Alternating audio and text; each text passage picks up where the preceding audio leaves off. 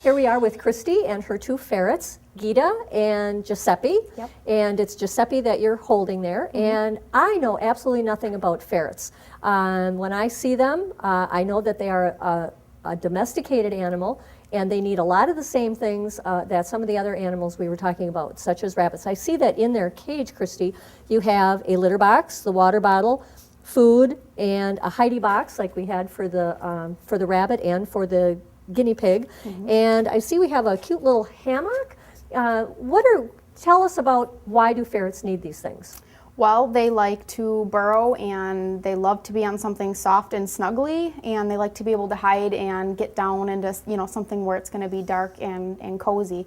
And the more ferrets you can stick in a hammock, the better. They like to be with each other and to get into that. And it helps them to feel safe, when there might be some other things, some loud noises and things like that. So that way they can get away, and hide if need be. So this is a domesticated animal that, in this case, they prefer being with others of their own kind. Oh, absolutely. And so a single ferret probably would be all right, but they benefit from being with a playmate. And they can be litter box trained. Now, I also know that ferrets, some people think that they have a particular odor to them, but they have a scent gland, and if I remember correctly, that is usually removed before they're sold in pet stores.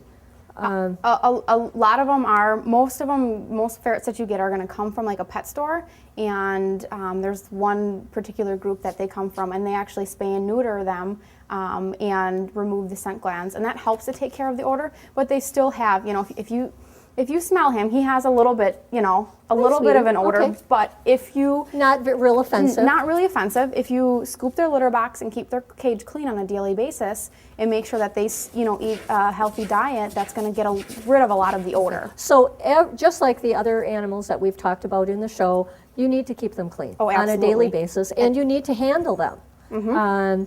Now, I noticed that they have claws. Do you trim their nails? Yep, and they're pretty easy.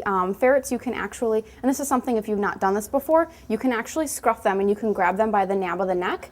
But if it's something you've not done before, you don't want to do it because you can actually hurt them a lot. And when you grab them by the nab of the neck, what they do is you can actually let him go, is he'll fall right asleep. And he's completely comfortable, and that almost makes him go completely stiff, and makes it easier to actually cut they're like cat's nails. You can cut them pretty easily. Okay. Front and back. But that nails isn't too. how you would carry them around. Like any no, animal, you want to hold them like this. This is for. Now, is it important that they're handled on a daily basis? If I have a cage with two ferrets in, and let's say that I gave them their food and water and took care of their needs, but never handled them. Are they going to become hand shy? They are. They're going to be shy. They're going to be afraid to be handled. They are probably going to bite. They can bite if they're not used to being handled. Okay. And even though a big cage like this that would have lots of, perches and things like that, they're going to get bored. They're very inquisitive animals. So to put them in a cage, even with tons of toys and things to do, they're going to quickly get bored and they're going to stress out because of that. So that's where that X-pen comes in handy, or that room that's ferret-proofed so that they can run around and play. And again, when you put them in their exercise area, give them their litter box so that they can use their litter box when they're in their exercise area. And what about letting them outside? Oh, you don't want to let them outside. It's not safe for them for one reason, or for many reasons, mostly because they are a smaller animal, so they can become prey to other larger animals. Okay. And because they are carnivores, they need to eat meat. They don't eat vegetables like some people might think. They're one of the few smaller animals that actually don't need carrots and celery and hay and things like that. So they're a true carnivore. They are a true carnivore. So, and because their metabolism works really fast, they can eat and it is out of their system in an hour. So they need to eat continuously. Yep, all day. They have to have the food what kind of things do you give them? I see that we have some ferret food in here. You can buy like a commercially bought ferret diet, which if you look at the ingredients and it's a high meat content, and stay away from things with corn and wheat and soy that they obviously cannot digest, is going to be adequate diet for them. You can buy, like ferret treats and things like that, but a good high quality ferret diet is going to be the best thing. No fruits, vegetables, things like that. No fruit or vegetables. Nope, okay. Nothing like that. And in their litter box, I see that we have put to use the wood stove pellets again. So that's a good thing because that absorbs the odor. Yep. And again, you can just dump that out and give them fresh every day. Yep. And take care of that. Anything else that you can think of? He's just so cute. He's nuzzling you. Yes, How long do ferrets live? Average life is, I believe, 8 to 9 years. They do need yearly vaccinations. They receive a rabies vaccination as well as distemper. Distemper is a pretty common disease among ferrets. Okay, so that's different from the rabbit or the guinea pig and the gerbil. These are domesticated animals that need, just like the cat and dog, need to have their rabies vaccination and need to have a distemper vaccination, as well as being spayed and neutered. Correct. So there is an investment in these little guys. So another question I have for you, Christy. We talked earlier in the show about pets, rabbits, gerbils, hamsters with children. What about ferrets and children? Well, again, you wanna supervise with any small animals. You wanna supervise and watch how the kids are going to handle them, because they need to be appropriate with them.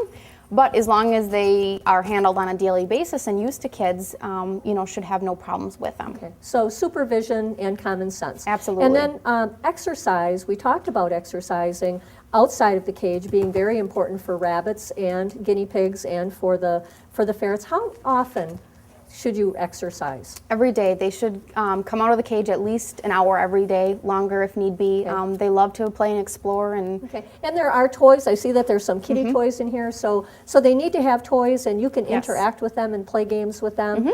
And so that really is a great stress buster and keeps your pet healthy. Absolutely. But on a daily basis, not once a week. Every day. But every day, get that exercise. So thank you.